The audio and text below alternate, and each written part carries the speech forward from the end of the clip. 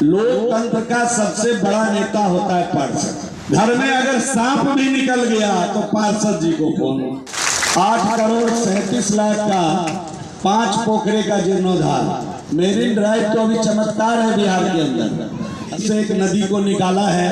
तो हम आपके इस प्रयास की सराहना करते हैं। विभाग से जितना संभव हो पाएगा इस दिशा में हम करने का प्रयास करेंगे।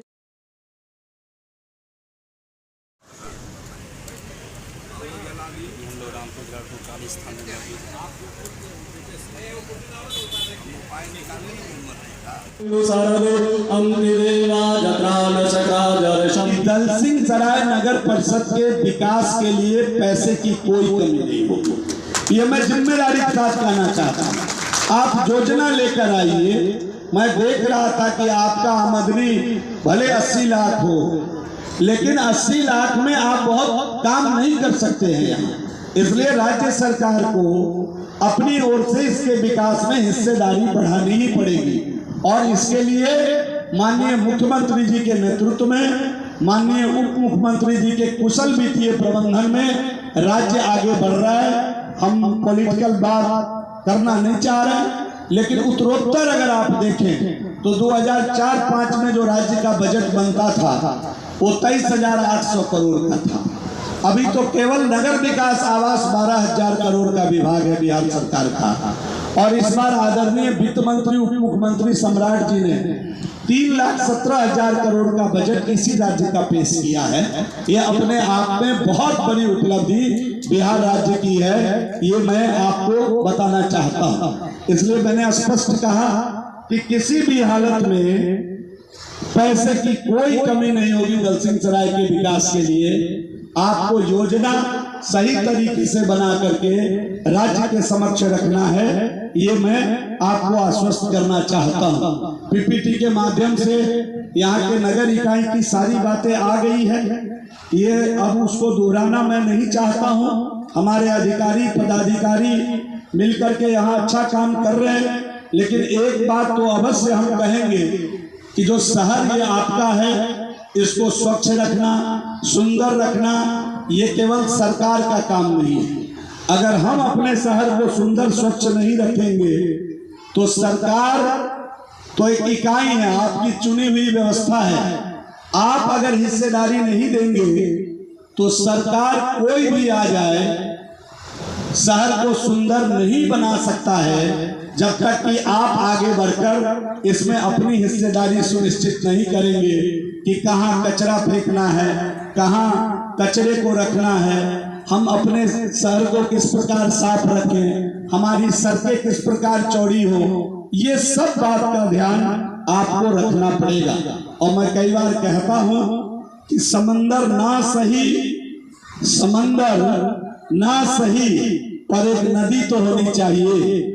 समंदर ना सही पर एक नदी तो होनी चाहिए। मेरे शहर में कहीं जिंदगी तो होनी चाहिए। और जिंदगी होने के लिए, जिंदगी रखने के लिए, जिंदगी जीने वाले को पहले आगे आना होगा। और जब आप आगे आएंगे तभी शहर बनेगा सुंदर, तभी शहर अच्छा बनेगा। और हमने तो नारा दिया था चकाचक पटना। पहले का पटना देखिए, अब आकर पटना को देखिए। पटना स्वच्छता की पौधान फान करके आज देश के अंदर 25वें नंबर पर पहुंचा है। पहले 100 से ऊपर रैंकिंग पर पटना था, आज 25वें नंबर पर पहुंचा है। वही नारा दलसिंह सराय का होगा, चकाचक दलसिंह सराय। और हम सभी लोग मिलकर के इस पर काम करेंगे, ये मैं आप सभी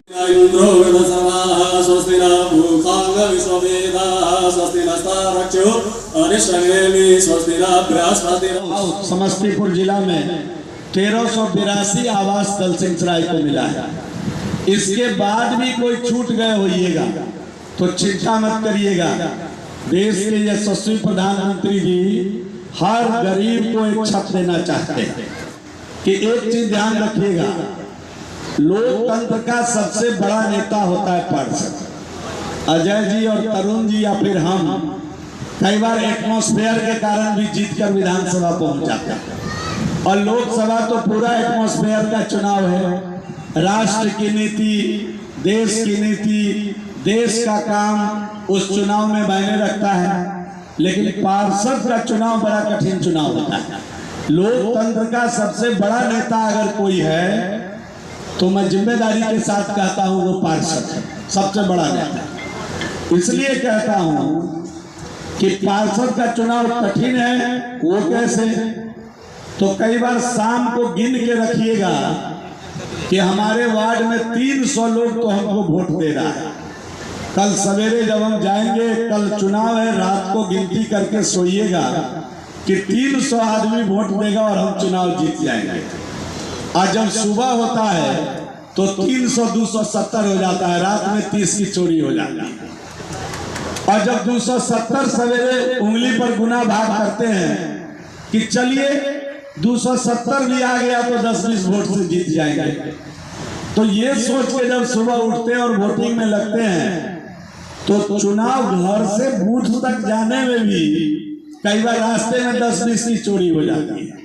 कोई घर से निकला वोट देने के लिए, उसको कोई रास्ते में पकड़ लिया, केकरा वोट देने जाए छी तू फलनवा के, अरे तुम भूल गया कि तुम्हारे बाबूजी बीमार थे तो हॉस्पिटल में फलाना आदमी 1 महीना अगोरा था लेकर के, ऐसा पाप करेगा, उसको छोड़ के इसको वोट देगा। तब तक वो रास्ता में बदल जाता है और जाके घर से निकलता है, सुरेखा जी को देने जाके दे देता है चौधरी जी को वहां पहुंच कर।